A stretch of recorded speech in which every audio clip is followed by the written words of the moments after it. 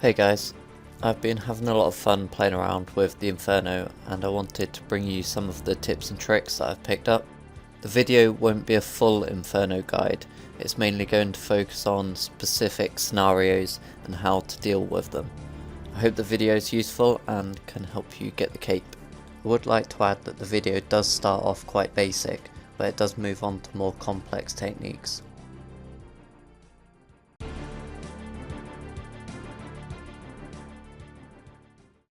First up, I just want to explain some of the basics of how monsters in RuneScape work. So I'm just going to show them on this bat, but a lot of the tips are going to be useful throughout the cave.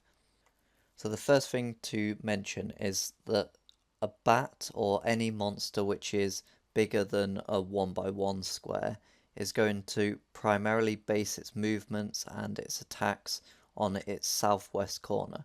So you'll see I'm in the middle of this safe spot and the bat has its southwest corner lined up with me. So if I move to the east, it'll line up that corner again. If I move to the west, it'll do the same. The importance of this difference can be shown if I move 2 squares to the east or 2 squares to the west. If I move 2 squares to the west and then move straight back, you'll see that it can't attack me. This is because it has to move 2 squares to the west before it can attack. If I do the same to the east, you'll see that it can attack because it only has to move 1 square to the east. The other reason you need to know this is because it changes how you safe spot things on either side of the pillars. So if I move to the western side, it will line up its west side with me, but it will still be trapped by its eastern side. However, if I go over to the east side, it's going to move across to the east so its southwest corner lines up with me, and that will mean it becomes unstuck and it can start travelling north towards me.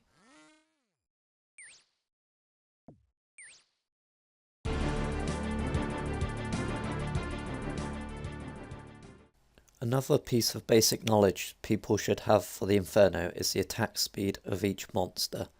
The Mage, Range and Melee all attack every 4 ticks. Because of this you can prayer flick them effectively as long as you know how to off tick them. The Blob attacks every 6 ticks and attacks with either Mage or Range depending on which prayer you had on 3 ticks prior. The Blob can be prayer flicked effectively even with Mage or Range on you. The spawns that appear when you kill the Blob attack every 4 ticks. The bat attacks every 3 ticks and is awkward to flick, so it's best to kill it as soon as possible.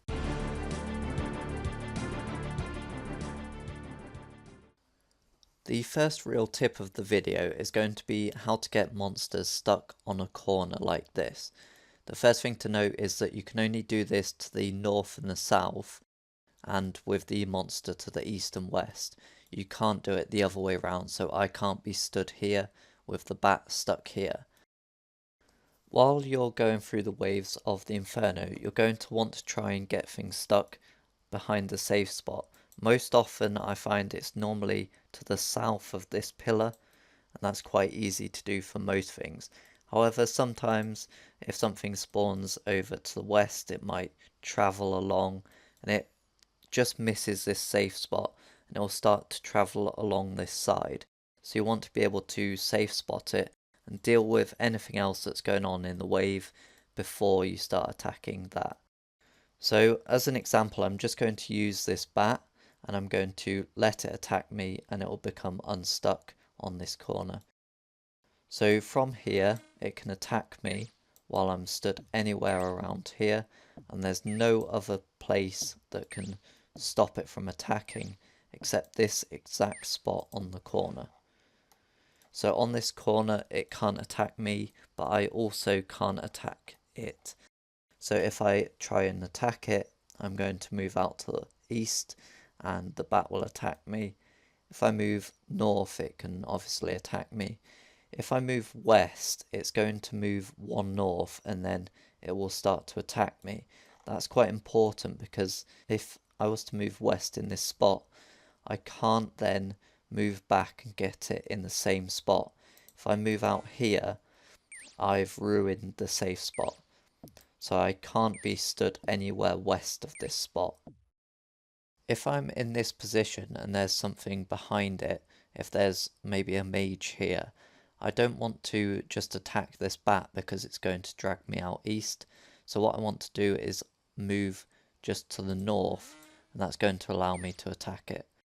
If I do want it to come north, so maybe I want to use the SGS on it, then I can move west, but as a reminder, you can't undo that. The other spots you can use this technique on are here, which will trap it on this corner here, this spot here, which will trap it on this corner here, and this spot here, which will trap it on this corner here. As I said, you can't do it to the west and the east. I just wanted to show this clip of the Melia as well. It shows that you can actually use this technique further south and north than normal. This is because the Melia can't attack you even though it can see you because you're out of its range. And now a clip of this in practice. In this clip you can see that I end up running to the south side of the safe spot.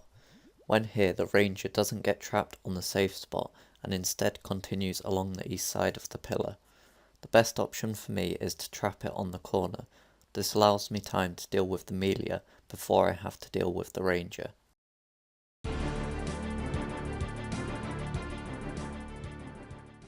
This tip is extremely simple, but it can be very useful.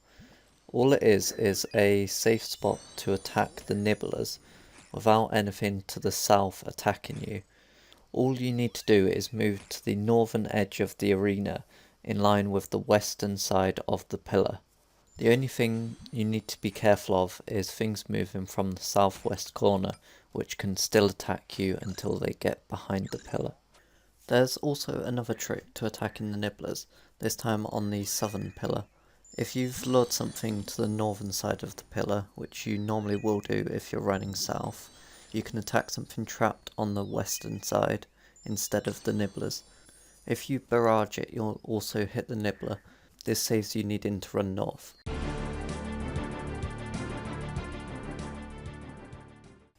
When dealing with the blob, you have multiple options.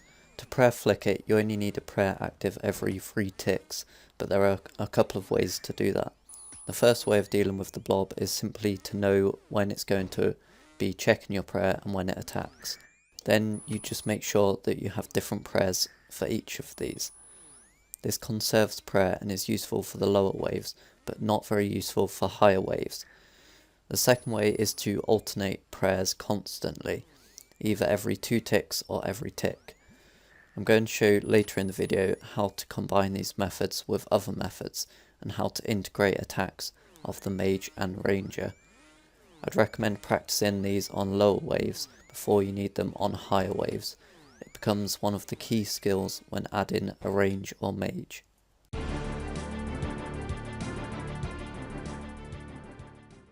When a blob dies, the minions that spawn will always spawn in the same position. You can learn to avoid damage by knowing what can attack you when it dies in specific spots. For the most common position for its death, which is south of the northeast pillar, the minions will spawn in a way where only the ranger can attack you. This means you can barrage all of them with only the range prayer.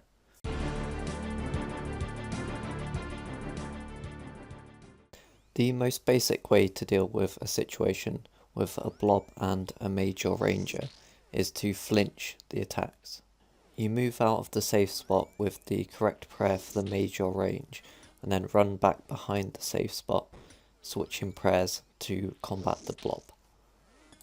A more difficult but far more useful way to deal with this situation is to alternate the prayers.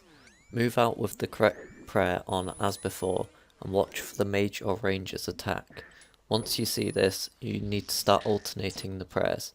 Personally, I find 1 tick alternating easier, but you can also use 2 tick. You can also use this method of alternating prayers when you find yourself in a situation away from a safe spot. Watch for the attack of the mage and ranger and then start prayer flicking. You may miss the first prayer for the blob, but it will correct itself.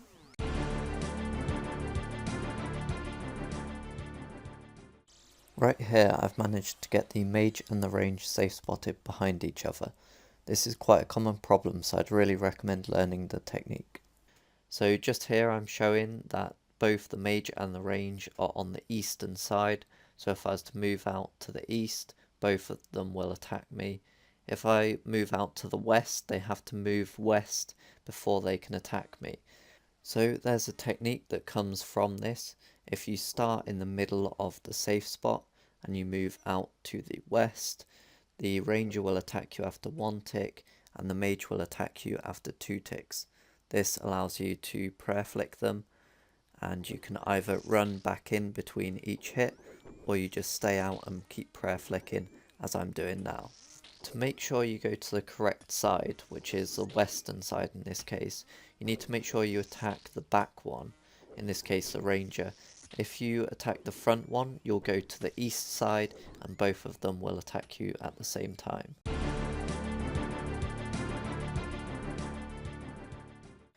You can actually combine the technique showed in the last clip with the technique showed earlier to combat the blob, and how you do that is you pray range on the first tick, mage on the second tick, and you continue alternating them every tick. That'll protect you against all three of the mage, range and the blob if they're in this order.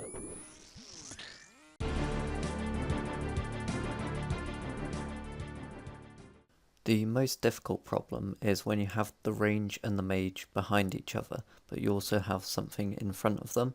This means you can't move out at the front of the safe spot because you'll end up having both of them attack you after 1 tick. The solution to this is to move to the back of the safe spot. This means the one in the middle, which is the mage in this case, can only attack you after 2 ticks, so you're back to the same rhythm as before. If it's a blob at the front, you'll have to do the same method as shown in the last clip.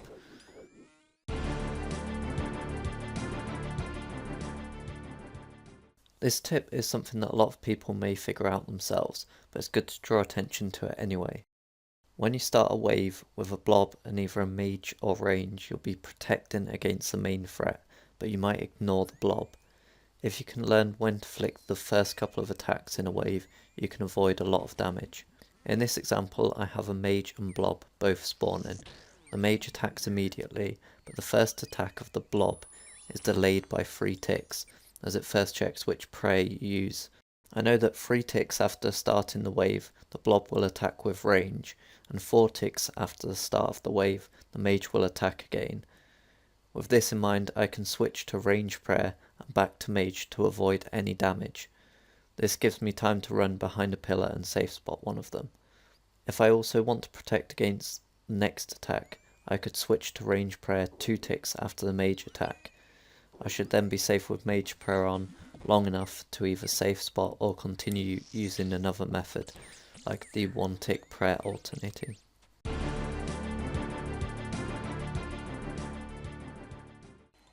I wanted to show a clip of moving around corners. In this clip I go from the east side, where the ranger can attack me, to the northern side where the mage can attack me. You'll see that I move 1 step closer to the corner before I move around the corner. This is so that I go from the east side to the northern side without both of them being able to attack me at the same time. This means I don't need to time it correctly. I can just move from one side to the other and switch prayers at the same time. If I was to move from the middle of the safe spot, then I'd end up exactly on the corner in view of both the range and mage.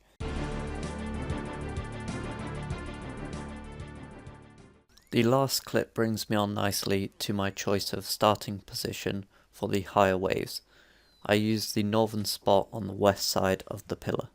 This means that after my first freeze on the Nibblers, I can move to the northern side of the pillar in only 1 tick if it's a safer place to go. As shown in the last tip, I'll move around the corner in a safer way if starting from here. From the northern side of the pillar, I'll be getting attacked by anything to the northwest, middle west and northeast. So a couple of quick tips for this spot. Firstly, a quick reminder that you can trap things on the northeast corner of the pillar. Sometimes this can be really useful if you're quick enough.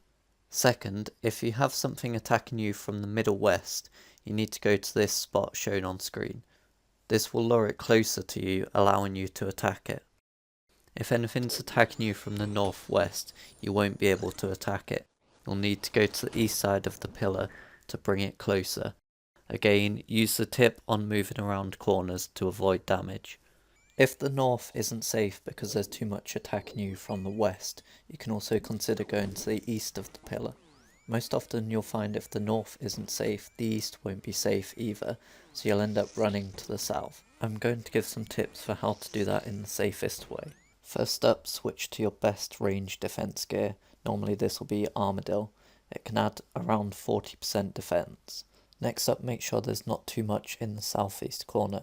This will normally be the only thing that can attack you, so you want to make sure you lure it north before you run south. When you do decide on running south, click the minimap as soon as you can click behind the pillar.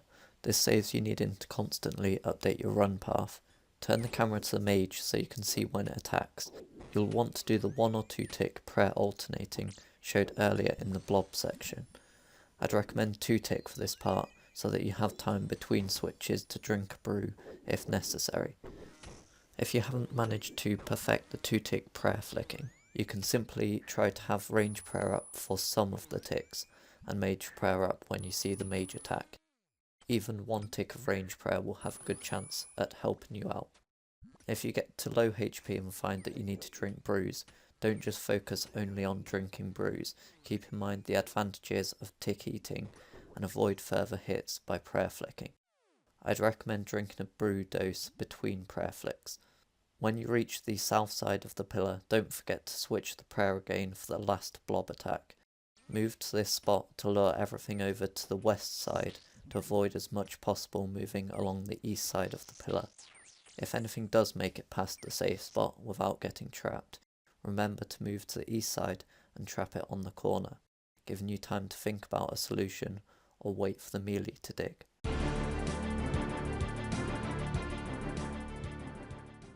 The only real tip that I can give for triple Jad is to make sure only one healer is attacking you at one time. To do this, you use the same idea as I showed in the clip about trapping on corners, except this time you're trapping a healer on another healer, rather than on a pillar. You may take a couple of deaths learning triple Jad, but it really shouldn't be too problematic. You can also tick eat for any mistakes. I think most people are already aware of this, but for the Jad waves, including the final wave, you can use Blood Barrage or Ice Barrage to attack multiple healers at once. On the final wave, this will attack all of them at once. Because I'm not doing a full Inferno guide, I don't want to go through everything that happens in the final wave. However, I've put together a summary in these 2 pictures which may help. Pause the video to make sure you understand each step. I'll expand on some of the points now.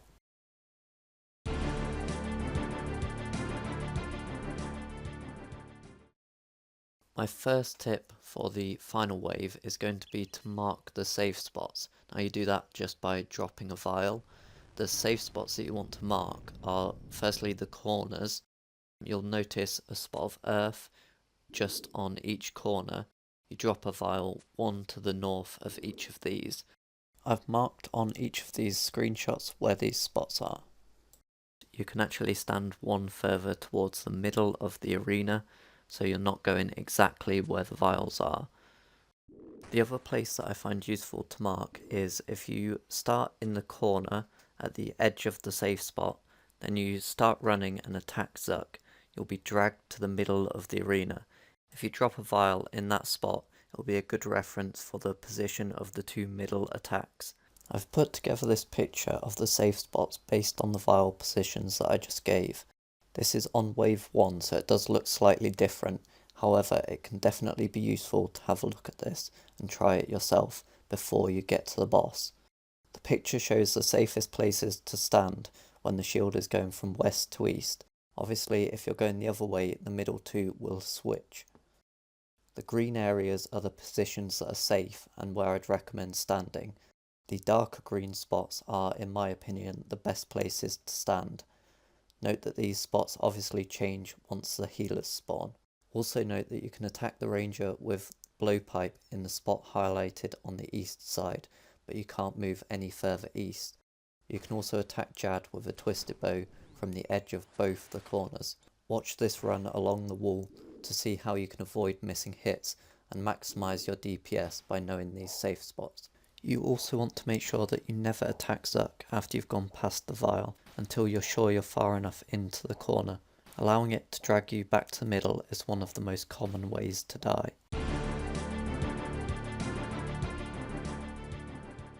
For the healers, there are two main tips. Firstly, you want to delay hitting Jal-Ak if he's close to 240 HP until you're in one of the corners.